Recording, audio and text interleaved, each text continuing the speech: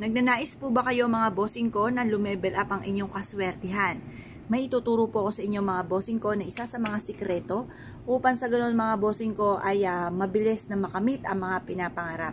Pero syempre mga bossing ko, huwag niyong isipin ng isipin habang kayo nagtatrabaho para hindi kayo mainip ang mga pinapangarap po ninyo. Huwag kayong maiinip, ayan. Pero pwede nating sabihin na malapit na makamit ang mga pangarap natin para makatulong upang sa ganon mabilis nating ma-achieve ang mga pinapangarap natin.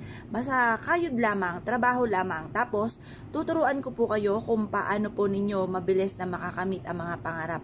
Naniniwala po ba kayo sa ganito mga pamamaraan? Kung kayo po'y naniniwala, sabayan nyo po ako.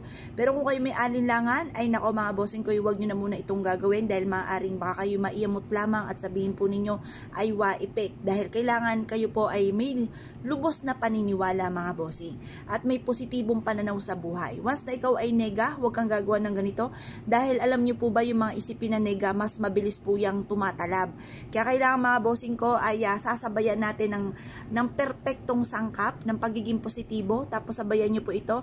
Naniniwala ka na mababago ang takbo ng inyong pamumuhay. At yan po yung makakamit nyo ang mga pangarap po ninyo mga bossing ko. Basta ganyan po yung kung ano yung sinasabi ko po sa inyo, sundan nyo lang po mga bossing. At ito naman ay sa ikabubuti po natin at simple mga pamamaraan mga bossing ko. Basta positive lamang. Ngayon pa mga bossing, kasi pag once na inisip po ninyo na hindi nyo kaya, tinanggap nyo sa inyong sarili na hanggang ganyan lamang, hanggang ganyan lang din po yan mga bossing. Pero once na ikaw po ay nasa isipan nyo, hindi laging ganito ang takbo na aking pamumuhay, tapos kayo po sinabayan pa ng sipag at tiyaga, at hindi nakalimot magdasal, tapos sinabayan nyo ng ganito mga pamamaraan, nako mga bossing. Mapapasin ninyo na mas lagi kayong iniaadya kung saan lagi kayo ay suswertihin. Nagagawa nyo isang bagay na hindi nyo ay naasahan na dito pala kayo magiging matagumpay. Ngayon po mga bossing, ano po ang mga kailangan natin? Kailangan lang po natin ng tubig at ganoon din mga bossing ko ang ating paminta. Ganito lang po inyo pong gagawin. Kumuha po kayo ng 5 paminta at ilagay nyo po ito sa tubig.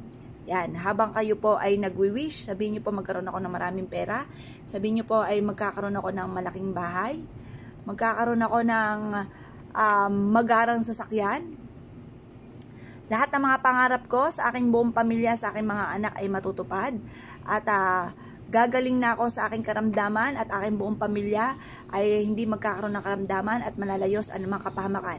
Basta kung ano po yung gusto nyo i-wish na po. Kung marami kayong kahilingan, kailangan huwag lang paris-paris ang gagamitin natin pampaswerte.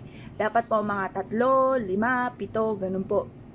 Huwag yung gagamit ng pares. Kasi yung labis-labis na bilang, labis-labis na blessing, kapag papanakto, panakto lang din po ang blessing. Kaya kailangan labis-labis at yung mga numerong yan, ang mga masuswerteng numero. Ngayon po mga bossing, yan nga po yung 3, 5, 7, at saka yung 8, maganda rin po yun. Bagamat paris po siya, pero pag sinulat ang 8, walang labas mga bossing. Dire-diretso po yan, never ending luck or continuous luck kung tawagin. Ngayon pa mga bossing, subukan nyo po ito, mag-wish ka na ng lahat ng nais ninyo, gawin nyo po ito ng mga 6:30 or kaya po alas 7, matatapos ng pagbibilad hanggang alas 8 ng umaga. Kung kayo pa mga bossing ko ay never nyo pa itong nagagawa, aba ay wag na po kayo magpatumpik-tumpik pa, subukan nyo po ito, proven po ito na maswerte. Ngayon pa mga bossing, kung ikaw ay gagawa din naman, ay siya mga bossing, iwaksi sa inyong isipan ng mga pangit na isipin, panay mga magaganda ang iisipin at sasabihin. Yung mga pangit na nagaganap, ipagdadasal ng taimtim sa mahal na Panginoon.